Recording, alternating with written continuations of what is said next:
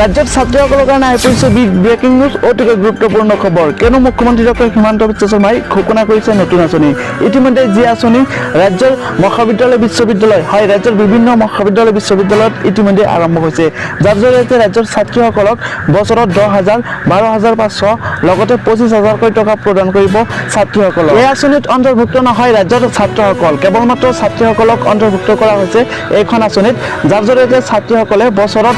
10,000 12,500 লগতে 25,000 টকা লাভ কৰিব বছৰত ছাত্ৰীসকলে হয় এই আঁচনিৰ অধীনত ছাত্ৰসকলক অন্তৰ্ভুক্ত কৰা নহয় কেৱল মাত্ৰ ছাত্ৰীসকলকহে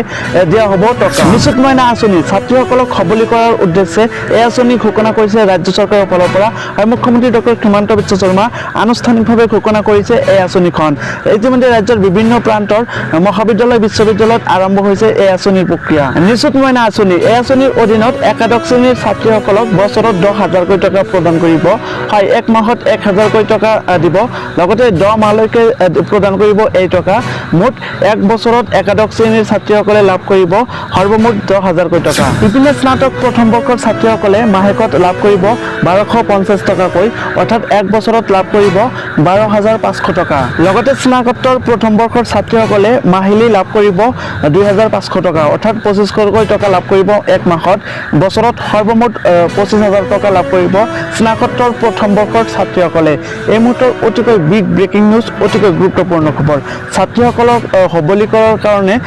নিযুত মইনা আঁচনি ঘোষণা কৰিছে ৰাজ্য চৰকাৰৰ ফালৰ পৰা আমি পুনৰ আকৌ এবাৰ জনাইছোঁ এই আঁচনিৰ অধীনত অন্তৰ্ভুক্ত নহয় ৰাজ্যৰ ছাত্ৰসকল কেৱল মাত্ৰ ছাত্ৰীসকলক প্ৰদান কৰা হ'ব টকা এই আঁচনিৰ জৰিয়তে ৰাজ্যৰ ছাত্ৰীসকলক সবলীকৰণৰ উদ্দেশ্য আগত ৰাখি এই আঁচনি ঘোষণা কৰিলে ৰাজ্য চৰকাৰৰ ফালৰ পৰা এই আঁচনিত কোনে কিমান টকা পাব যিসকলে একাদশ শ্ৰেণীত নাম লগাইছে তেওঁলোকে 10 মাহ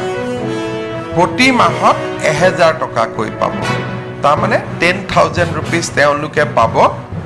স্নাতক প্ৰথম বৰ্ষত যিসকলে নাম ভৰ্তি কৰিব তেওঁলোকক আমি